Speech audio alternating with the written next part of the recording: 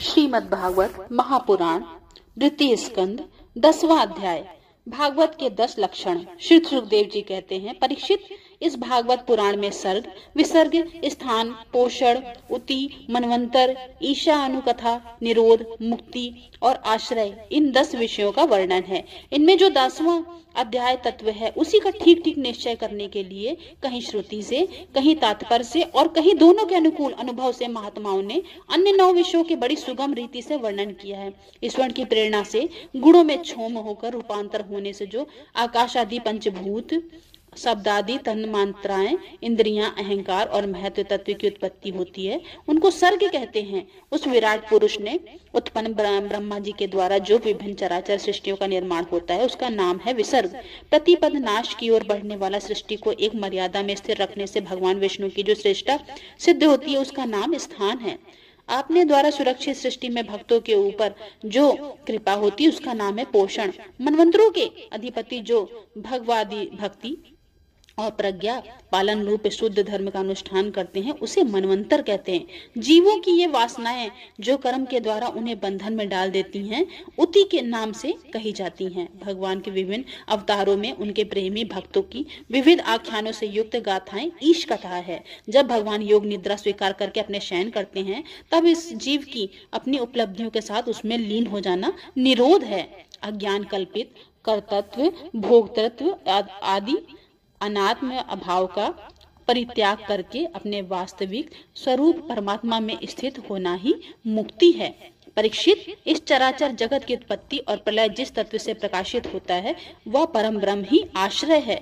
शास्त्रों में उसी को परमात्मा कहा गया है। जो नेत्र आदि शक्तियां अभिमानी दृष्टा जीव हैं, वही इंद्रियों में अधिष्ठित देवता सूर्य आदि में रूप में हैं। जो नेत्र गोलोक आदि से युक्त दृश्य देह हैं, वही उन दोनों को अलग अलग करता है। इन तीनों यदि एक का भी अभाव हो जाए तो दोनों की उपलब्धि नहीं हो सकती। अतः जो तीनों को जानता है, वह परमात्मा ही सबका अधिष्ठान आश्रय तत्व है। उसका आश्रय वह स्वयं ही है, दूसरा कोई नहीं। वह पूर्वोक्त विराट पुरुष ब्रह्मांड को फोड़कर निकला, तब वह अपने रहने का स्थान ढूंढने लगा और स्थान की इच्छा से उस शुद्ध संकल्प पुरुष ने अत्यंत पवित्र जल की सृष्टि की। विराट पुरुष रूप नर से उत्पन्न होने के कारण ही जल का नाम नार पड़ा और उसने अपने उत्पन्न हुए नार में वह पुरुष 1000 वर्षों तक रहा। उसी से उसका नाम नारायण हुआ। उस नारायण भगवान की कृपा से ही दिव्य कर्म, काल, स्वभाव आदि जीव की आदि सत्ता है। उनके उपेक्षा कर देने वे और उस किसी का अस्तित्व नहीं रहता। उन अद्वितीय भगवान नारायण ने योग निद्रा से जगकर अनेक होने की इच्छा की।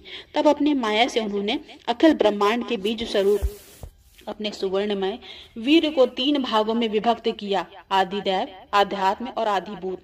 परीक्षित, विराट पुरुष का एक वीर 3 भागों में कैसे विभक्त हुआ, सो सुनो। विराट पुरुष के हिलने डोलने से उनके शरीर में रहने वाले आकाश से इंद्रिय बल, मनोबल और शरीर बल की उत्पत्ति हुई। उससे इन सब का राजा प्राण उत्पन्न हुआ।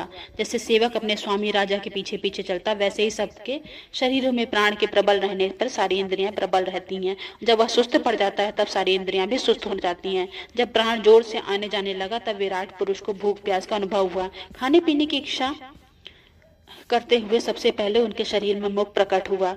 मुख से तालु और तालु से रस इंद्रिय प्रकट हुई। इसके बाद अनेकों प्रकार के रस उत्पन्न हुआ, जिससे रसना ग्रहण करती है। जब उनकी इच्छा बोलने की हुई, तब वाक इंद्रियां, उनके अधिष्ठित देवता अग्नि और उनका विषय बोलना, ये तीनों प्रकट हुए। इसके बाद बहुत दिनों तक उनमें जल में ही वो रुके। श्वास के वेग से नासिका छिद्र प्रकट हो गए। तब उन्हें सूंघने की इच्छा हुई। तब उनकी नाक घ्राण इंद्रिय आकर बैठ गई और उनके देवता गंध को फैलाने के लिए वायुदेव प्रकट हुए। पहले वो अपने शरीर में प्रकाश नहीं था। फिर जब अपने तथा दूसरों वस्तुओं को देखने की इच्छा हुई, तब नेत्रों के छिद्र, उनका अधिष्ठा सूर्य और नेत्रेंद्रिय प्रकट हो गए। इन्हीं से रूप का ग्रहण होने लगा। जब वेद रूप ऋषि विराट पुरुष की स्तुतियों के द्वारा जागने लगे, तब उन्हें सुनने की इच्छा हुई। उसी समय कान, उनके अधिष्ठात देवता, दिशाएं और श्रो इंद्रिय प्रकट हुई। इसी से शब्द सुनाई पड़ता है। जब उन्होंने वस्तुओं की कोमलता, कठिनता, हल्कापन, भारीपन, उष्णता और शीतलता आदि जाननी चाहिए, तब उनके शरीर से चर्म प्रकट हुआ। पृथ्वी में जैसे वृक्ष निकल आते हैं, उसी प्रकार उस चर्म में रोए पैदा हुए और इसके भीतर रहने वाला वायु भी प्रकट हो गया। स्पर्श ग्रहण करने वाला त्वचा इंद्रिय भी साथ साथ शरीर में चारों ओर से लिपट गई और उसके स्पर्श का अनुभव होने लगा। तब अनेक प्रकार से कर्म करने की इच्छा हुई। उसके साथ हाथ उगाए। उन हाथों को ग्रहण करने की शक्ति हस्त इंद्री तथा आदि देवता इंद्र प्रकट हुए और दोनों ने आश्रय से होने वाले ग्रहण रूप कर्म भी प्रकट हो गया। तब उनके अभिष्ट स्थान पर जाने की इच्छा हुई। तब उनके शरीर में पैर उगाए। चरणों के साथ ही चरण इंद्रियां में अधिष्ठा रूप वहां स्वयं यज्ञ पुरुष भगवान विष्णु स्थित हो गए। उन्हीं में चलना रूप कर्म प्रकट हुआ। मनुष्य इसी चरणेन्द्रिय से चलकर यज्ञ सामग्री एकत्र करते हैं। संतान, रति और स्वर्ग भोग की कामना होने पर विराट पुरुष के शरीर में लिंग की उत्पत्ति हुई। इससे उपेस्थेन्द्रिय तथा और प्रजापति देवता तथा इन दोनों के आश्रय रहने वाले काम सुख का आविर्भाव हुआ। तब उन्हें मल त्याग की इच्छा हुई। तब गुदाद्वार प्रकट हुआ। तत्पश्चात उसमें पायु इंद्रिय और मित्र देवता उत्पन्न हुए। इन्हीं दोनों के द्वारा मल त्याग की क्रिया संपन्न होती है। अपान मार्ग द्वारा एक शरीर में दूसरे शरीर में जाने की इच्छा होने पर भी नाभि द्वार प्रकट हुआ। उससे अपान और मृत्यु देवता प्रकट हुए। इन दोनों के आश्रय से ही प्राण है अपना अपान का विछोह यानी मृत्यु होती है। जब विराट पुरुष को अन्न जल ग्रहण करने की इच्छा हुई, तब कोख आते नाड़ियां उत्पन्न हुई। साथ ही कुक्षी के देवता, समुद्र नाड़ियों के देवता, नदियां, तुष्टि और पुष्टि, ये दोनों उनके आश्रित विषय उत्पन्न हुए। जब उन्होंने अपनी माया पर विचार करना चाहा, तब हृदय की उत्पत्ति हुई। उनसे मन रूप इंद्रिय और मन से उनके देवता चंद्रमा तथा विषय कामना और संकल्प प्रकट हुए। विराट पुरुष के शरीर में पृथ्वी, जल और तेज से 7 धातुएं प्रकट हुई। त्वचा, चर्म, मांस, रुधिर, मेद, मज्जा और अस्थि। इसी प्रकार आकाश, जल और वायु से प्राणों की उत्पत्ति हुई। श्रोण आदि से सब इंद्रियां शब्दादि विषयों पर ग्रहण करने वाली हैं। ये विषय अहंकार से उत्पन्न होते हैं। मन सब विकारों का उत्पत्ति स्थान है। बुद्धि समस्त पदार्थों का बोध कराने वाली है। मैंने भगवान के इस स्थूल रूप का वर्णन तुम्हें सुनाया। यह बाहर की ओर से पृथ्वी, जल, तेज, वायु, आकाश, अहंकार, महतत्व और प्रकृति, इन 8 आवरणों से घिरा हुआ है। इसके परे भगवान का अत्यंत सूक्ष्म रूप है।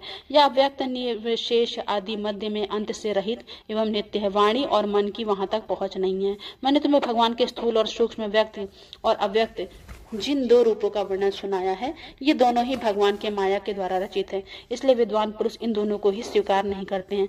वास्तव में भगवान निष्क्रिय, अपनी शक्ति से वे संक्रिय बनते हैं। फिर तो ब्रह्मा या विराट के रूप धारण करके वाच्य और वाचक शब्द उनके अर्थ में रूप में प्रकट होते हैं और अनेकों नाम, रूप और क्रियाएं स्वीकार करते हैं। परीक्षित, प्रजापति, मनु, देवता, ऋषि, पितर, सिद्ध, चारण, गंधर्व, विद्याधर, असुर, यक्ष, किन्नर, अप्सराएं, नाग, सर्प, किम पुरुष, मातृकाएं, राक्षस, पिशाच, प्रेत, भूत, विनायक, उरग, कुष्मांड, उन्माद, बेताल, यातु, ध्यान, ग्रह, पक्षी, मग, पशु, वृक्ष, पर्वत, सरीसर्प इत्यादि जितने भी संसार में नाम रूप हैं, सब भगवान ही हैं, भगवान के ही हैं। संसार में चर और अचर भेद से ही 2 प्रकार के तथा जरायुज, अंडज, स्वेदज और उद्दिज भेद से 4 जितने प्रकार के जितने भी जलचर, थलचर और आकाशचारी प्राणी हैं, सबके सब शुभ अशुभ और मिश्रित कर्मों से तदनुरूप फल है। सत्व की प्रधानता से देवता, रजोगुण की प्रधानता से मनुष्य और तमोगुण की प्रधानता से नारी की योनियां मिलती हैं। इन गुणों में जब भी एक गुण दूसरे से 2 गुणों का विभूत हो जाता है, तब प्रत्येक गति के 3-3 भेद हो जाते हैं। वे भगवान के जगत के धारण पोषण के लिए धर्ममय विष्णु रूप स्वीकार करके देवता, मनुष्य और पशु रूप, पक्षी आदि रूपों में अवतार लेते हैं तथा विश्व का पालन पोषण करते हैं। प्रलय का समय आने पर भी भगवान अपने बनाए हुए इस विश्व का काल अग्नि स्वरूप रुद्र का रूप ग्रहण करके अनेक में वैसे ही लीन कर देते हैं। और जैसे वायु मेघमाला को परीक्षित महात्माओं ने अचिंत्य ऐश्वर्य भगवान का इसी प्रकार वर्णन किया है। परंतु तत्वज्ञानी पुरुषों ने केवल इस सृष्टि, पालन और प्रलय करने वाले रूप में ही उनका दर्शन नहीं करना चाहिए, क्योंकि वे तो इससे परे हैं। सृष्टि की रचना आदि कर्मों का निरूपण करके पूर्ण परमात्मा से कर्म या कर्तापन पर संबंध नहीं जोड़ा गया है। वह तो माया से आरोपित होने के कारण कर्तव्य का निषेध करने वाले के लिए है। यह मैंने ब्रह्मा जी का महाकल्प का अन्वांतर कल्पों के साथ वर्णन किया है। सब कल्पों में सृष्टि क्रमशः एक ही है। अंतर है तो केवल इतना, महाकल्प के प्रारंभ में प्रकृति से कर्मशः महत्त्ववादी की उत्पत्ति होती है और कल्पों के प्रारंभ में प्राकृतिक सृष्टि तो ज्यों की त्यों रहती ही है। चराचर प्राणियों की वैकृत सृष्टि नवीन रूप से होती है। परीक्षित, काल का परिमाण कल्प और उसके अंतर्गत मनवंतरों का वर्णन आगे चलकर करेंगे। अब तुम पादकल्प का वर्णन सावधान होकर सुनो।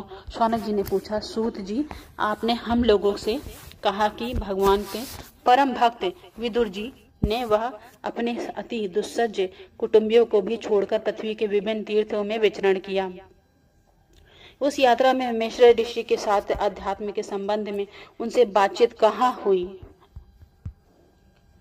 तथा मैत्रेय जी ने उनके प्रश्न करने के लिए किस तथ्य का उपदेश किया। सूत जी, आपका स्वभाव बड़ा सौम्य है। आपने विदुर जी का ये चरित्र हमें सुनाई है। उन्होंने फिर भाई बंधुओं को क्यों छोड़ा और फिर उनके पास क्यों लौट आए? सूत जी ने कहा, शौनकादि ऋषियों राजा परीक्षित ने भी यह बात पूछी थी। उनके प्रश्नों का उत्तर में श्री सुखदेव जी महाराज ने जो कुछ कहा वही मैं आप लोग से कहना चाहता हूँ। सावधान होकर सुनिए। इति द्वितीय स्कंद समाप्तम। हरि ओम तत्सत।